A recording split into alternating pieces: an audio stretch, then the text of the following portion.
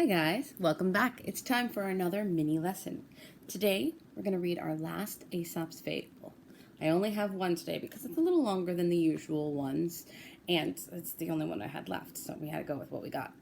So this is also going to be our last reading for the school year, so hopefully you enjoy this little story. This one is called The Lion, Jupiter, and the Elephant. The lion, for all his size and strength, and his sharp teeth and claws, is a coward in one thing. He can't bear the sound of a cock crowing. That's a rooster. And runs away whenever he hears it. He complained bitterly to Jupiter for making him like that. But Jupiter said that it wasn't his fault. He had done the best he could for him, and considering this was his only failing, he ought to be well content. The lion, however, wouldn't be comforted, and was so ashamed of his timidity that he wished he might die. Timidity means that he was so ashamed of how afraid he was of something. In this state of mind, he met the elephant and had a talk with him. He noticed that the great beast cocked up his ears all the time, as if he were listening for something, and he asked him why he did so. Just then a gnat came humming by, and the elephant said, "Do you see that wretched little buzzing insect? I'm terribly afraid of it getting into my ear. If it once gets in, I'm dead and done for."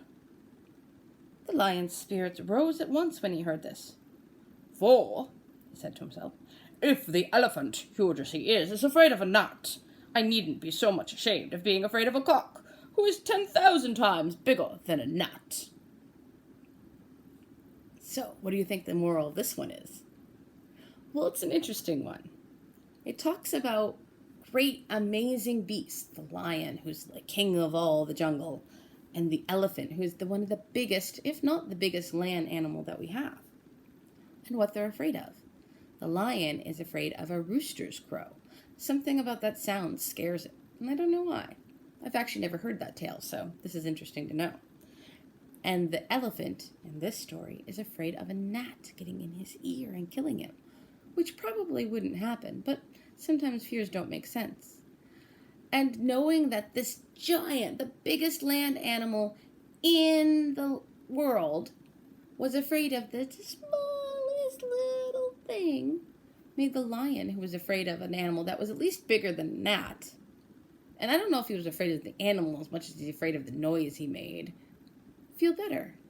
So sometimes you just have to take things in perspective. So you have to take things from another view to feel better about them. It's not always things are as bad as they seem. Sometimes they're only bad because of the way you're thinking about them. Kind of cool, huh? And that is Aesop's Fables. I hope you guys got a kick out of these stories that have lessons in all of them, and some of the other stories I read this year. Have a great year. I've been excited being your teacher and loving every moment of it. See you later. Bye.